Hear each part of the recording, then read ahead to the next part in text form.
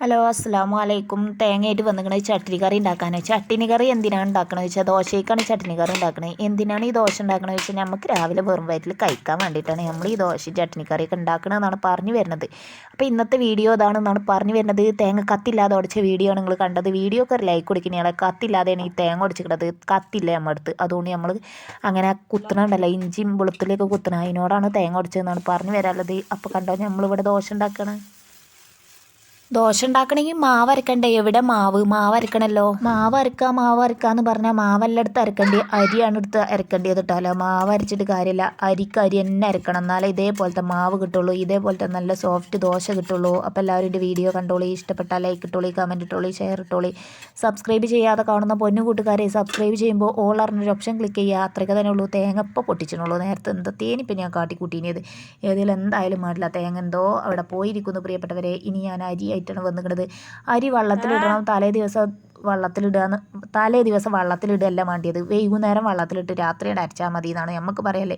നമ്മളിവിടെ ഇട്ടിക്കുന്നത് 4 മണിക്ക് അരി വെള്ളത്തിലിടുക. അരി വെള്ളത്തിലിടുമ്പോൾ ഉഴുന്നിട്ട് കൊടുക്കണം, ഉലുവ ഇട്ട് കൊടുക്കണം, പിന്നെ നമ്മൾ ഇട്ട് കൊടുക്കണം, വെള്ളത്തിലിട്ട് പൊതിർത്തണം. ഉലുവ, ഉഴുന്ന്, പോയി കണ്ടോ, ഉലുവ, ഉഴുന്ന്, അരി ഒക്കെ വെള്ളത്തിലിട്ട് കാണ്ട് പൊതിർത്തുക എന്നാണ് പറഞ്ഞു വരുന്നത്. പിന്നെ ഞാൻ ഇട്ടുകൊടുത്ത് ഡബിൾ ഹോയ്സിൻ്റെ വെള്ളപ്പപ്പൊടിയാണ്. ഇതിനെക്കുറിച്ച് കുറേ വട്ടം പറഞ്ഞിരിക്കുന്നത്. അതൊരു പാക്കറ്റ് വാങ്ങിച്ചാൽ 1 ടീസ്പൂൺ ഇട്ട് കൊടുത്താൽ ഏത് പൊങ്ങാത്ത മാവും പൊങ്ങും. ഡബിൾ ഹോയ്സ് തന്നെ വാങ്ങണം. പിന്നെ ചെറിയ ഉള്ളിയല്ല, വലിയ ഉള്ളിയാണ് ഇട്ട് കൊടുത്തിട്ടുള്ളത്. വലിയ ഉള്ളി ഒന്നിനെ കട്ട് ചെയ്ത് പകുതി ആദ്യത്തെ അരക്കല്ലിൽ ഇട്ട് കൊടുക്കുക, പിന്നെ രണ്ടാമത്തെ അരക്കല്ലിൽ പകുതി ഇട്ട് കൊടുക്കുക. പിന്നെ ഞാൻ ചോറ് ഇട്ട് കൊടുക്കുക, ചോറ് കുറച്ച് ഇട്ട് കൊടുക്കുക, എന്നിട്ട് കുറച്ച് പച്ചവെള്ളം ഒഴിച്ച് കൊടുക്കുക, പിന്നെ ആവശ്യത്തിനുള്ള ഉപ്പ് ഇട്ട് കൊടുക്കുക, പിന്നെ കുറച്ച് പഞ്ചാര ഇട്ട് കൊടുക്കുക. വൈൻഡപ്പ് ആക്കാനായി. അപ്പോൾ അത്രയേ ഉള്ളൂ. ഇനി ആവശ്യത്തിലുള്ള വെള്ളം ഒഴിച്ചെടുത്ത് പെട്ടെന്ന് അങ്ങോട്ട് അരച്ചെടുക്കുക. ജഗപ്പൊക്കെ അരക്കൽ.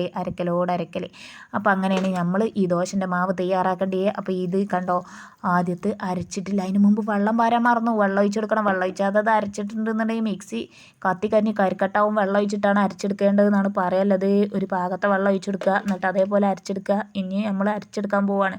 അങ്ങനെ അരച്ച് വരുമ്പോൾ നിങ്ങൾക്ക് ഈ മാവൊക്കെ നോക്കിയാൽ മനസ്സിലാവും, നല്ല ബബിൾസ് ഉണ്ട്. ബബിൾസാണ് അതിൻ്റെ കറക്റ്റ് പോയിൻ്റ് എന്നാണ് നമുക്ക് പറയല്ലേ. പോയിൻ്റ് എന്നൊക്കെ പറയാൻ പറ്റുമോ, എന്താണാവോ, ഏതെങ്കിലും നിങ്ങൾക്ക് മനസ്സിലാക്കണമെന്നാണ് ഞാൻ കരുതുന്നത്. ഇനി അടുത്ത ട്രിപ്പ് ഇതേപോലെ അരി ഇതിലേക്ക് വാരിയിടണം എന്നാണ് പറയലത്.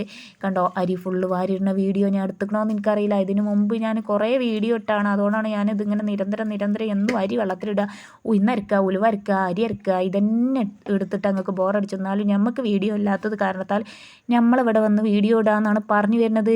അതും കണ്ടങ്ങൾ നല്ല ബബിൾസോട് കൂടി അരഞ്ഞിട്ടുണ്ട്. ഈ ഒരു പരുവത്തിൽ അരച്ച് കഴിഞ്ഞാൽ ഈ പാത്രം പൊന്തി വരുന്നതാണ് പറയല്. പാത്രമല്ല പ്രിയപ്പെട്ട കൂട്ടുകാരെ പൊന്തി വരേണ്ടത്, മാവാണ് പൊങ്ങി വരേണ്ടത് എന്നാണ് പറയലത്. പാത്രം പൊങ്ങുന്നൊക്കെയാണ് പറഞ്ഞു പോയിരിക്കുന്നത്, തെറ്റിപ്പോയിരിക്കുന്നു. അപ്പോൾ കണ്ടോ, ഇതിങ്ങനെ ഇളക്കി കൊടുക്കുക. ആവശ്യത്തിനുള്ള ഉപ്പൊക്കെ ചേർത്തുകൊണ്ട് നല്ല ടേസ്റ്റ് ഉണ്ടോ. ഈ മാവ് ഇങ്ങനെ തന്നെയാണ് കലക്കി കുടിച്ചാനൊക്കെ തോന്നും, പക്ഷേ ഇതിപ്പോൾ കുടിച്ചാൻ പറ്റൂല. ഇപ്പം നമ്മൾ എന്താ ചെയ്യേണ്ടത് വെച്ചാൽ ഇപ്പോൾ അടച്ചിക്കുക എന്നാണ് പറയാല്ലേ. ഇനി നമ്മൾ ചട്നി കറി ഉണ്ടാക്കണം. അപ്പോൾ രാവിലെ കേട്ടോ നേരം വെളുത്തപ്പോൾ ഞാൻ എന്ത് ചെയ്തു എന്നറിയോ, നമ്മളവിടെ എന്താ റൈസ് കുക്കറിലൊക്കെ രാത്രി ഇറക്കി വെച്ചിക്കണത്. റൈസ് കുക്കറിലെ മാവ് പൊങ്ങാനാണ് വെച്ചിക്കണത് എന്നാണ് പറഞ്ഞു വരുന്നത്. അപ്പോൾ റൈസ് കുക്കറൊന്നും നമ്മൾ തുറക്കാൻ പോയില്ല. നമുക്ക് ചട്നി ഉണ്ടാക്കണം, കുട്ടികൾക്ക് മദ്രസ ഉള്ളതാണ്. നമ്മൾ ഇനി അവിടെയും ഇവിടെ ചുറ്റിത്തിരിഞ്ഞ് നിന്നാൽ നമുക്ക് നേരം പോകും. അപ്പോൾ ആ നേരം പോകാതിരിക്കാൻ വേണ്ടി വേഗം ചട്നി കറി ഉണ്ടാക്കാൻ വന്നു. അപ്പോൾ 1 or 2 കൊട്ട്, 3ാമത്തെ കൊട്ടിൽ തേങ്ങ പൊട്ടണം. അല്ലാന്നുണ്ടെങ്കിൽ നമുക്ക് ഒരു ടെൻഷനേ കാരണം തേങ്ങ നേരായിട്ട് കൊട്ടിയിട്ടില്ല എന്നുണ്ടെങ്കിൽ നമ്മളങ്ങനെ കൊട്ടാനുള്ള കാരണം നമ്മളടുത്ത് കത്തില്ലാത്തത് കാരണമാണ് നമ്മളങ്ങനെ കൊട്ടാനുള്ള കാരണം.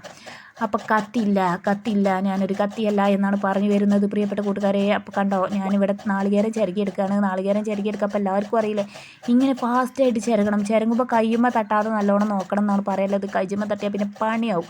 അപ്പോൾ അതൊക്കെ നല്ലോണം കരുതിയാണ്ട് നമ്മൾ എന്ത് ചെയ്യാന്ന് പറയുക, ഇതേപോലെ ഒരു ചിരണ്ടിയെടുക്കുക. ഇതിപ്പോൾ എല്ലാവർക്കും അറിയാമായിരിക്കും, എന്നാലും എനിക്ക് പെട്ടെന്ന് എളുപ്പത്തിൽ നാളികേരം ചിരകിയെടുക്കാൻ കഴിയും. അതുകൊണ്ടാണ് ഞാൻ പെട്ടെന്ന് ഇതിങ്ങനെ കാണിക്കുന്നത്. പിന്നെ ഇത് ഈ ടൈലുമ്പോൾ തന്നെ ഫിറ്റ് ചെയ്ത എന്താ പറയുക, ചിരവ ആയതുകൊണ്ട് നമ്മൾക്ക് ഇതിങ്ങനെ എടുത്തൊക്കെ അത് പിന്നെ കേകി വെച്ചാൽ മതി.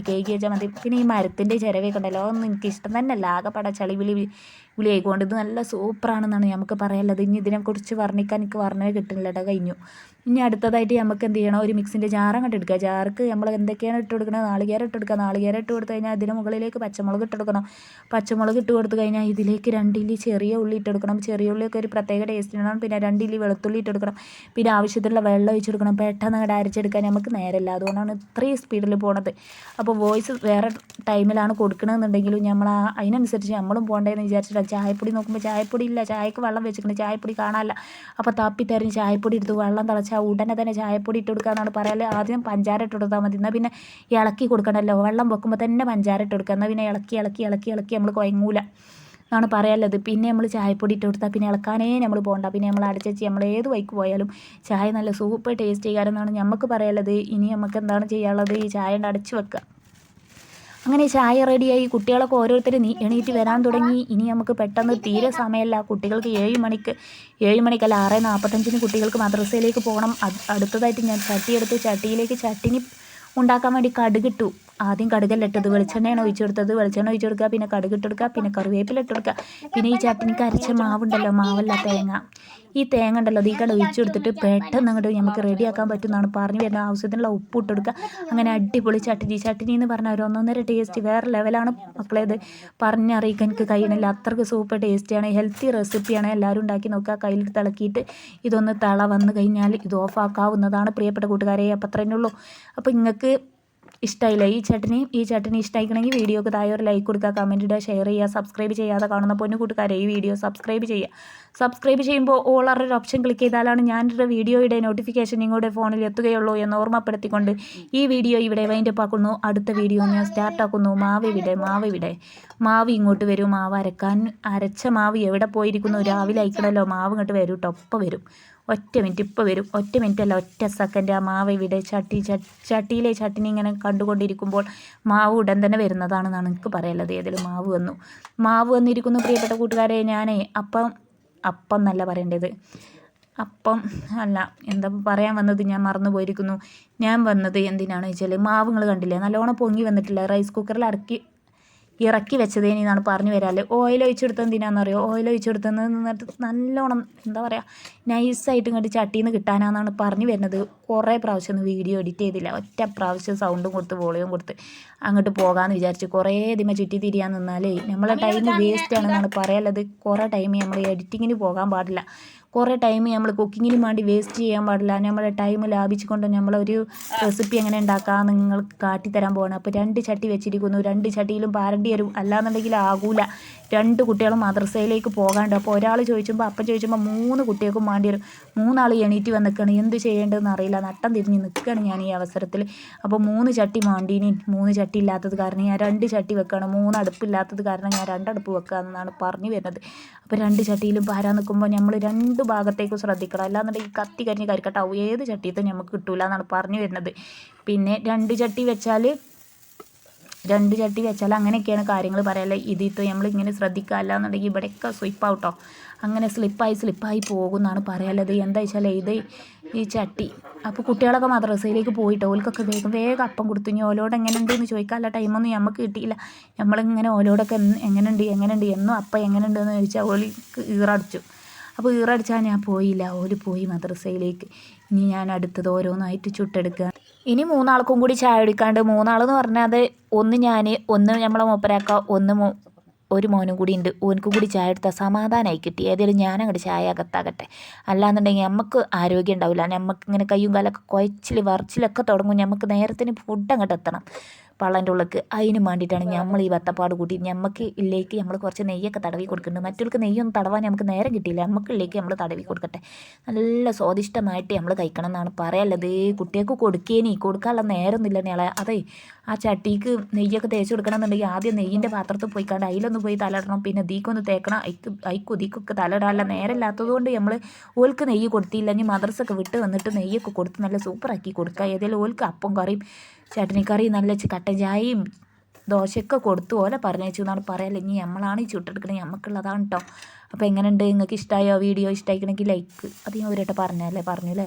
ഇനി അടുത്ത് നമുക്ക് ചുട്ടെടുക്കാം. ഇനി ഒരാൾ എണീറ്റ് വന്നിട്ടുണ്ട്, ഓനക്ക് പല്ല് തേച്ച് നിസ്കരിച്ചുകൊണ്ട് ഓനക്കുള്ള ചായ ഓനങ്ങോട്ട് കറക്റ്റിൽ ഓനും കുടിച്ച് പോയിക്കോളും. പിന്നെ സമാധാനമായി നമുക്ക്. പിന്നെന്താണ്, പിന്നെ മദ്രസ വിട്ട് വന്നിട്ടല്ലേ, പിന്നെ ഓൽക്ക് എന്തെങ്കിലുമൊക്കെ ചെയ്യാമല്ലോ. പിന്നെ അത്രയ്ക്ക് തന്നെ ഉള്ളൂ ഇന്നത്തെ വീഡിയോ. വൈൻഡപ്പിൻ്റെ ഘട്ടത്തിൽ കൂടെ നീക്കിക്കൊണ്ട് പോവുകയാണ് ഞാൻ.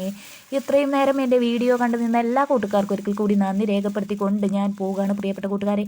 അപ്പോൾ ഈ ചട്ടി ഉണ്ടല്ലോ, ഈ ചട്ടി ഏത് ചട്ടിയാണെന്ന് നിങ്ങൾക്കറിയോ? ഇന്നലെ ഞാൻ മീൻ പൊരിച്ച ചട്ടിയാണിത്. ഇന്നലെ മീൻ പൊരിച്ച നിങ്ങൾ കണ്ടിട്ടുണ്ടാവില്ല, ഞാൻ വീഡിയോ എടുത്തിട്ടില്ല.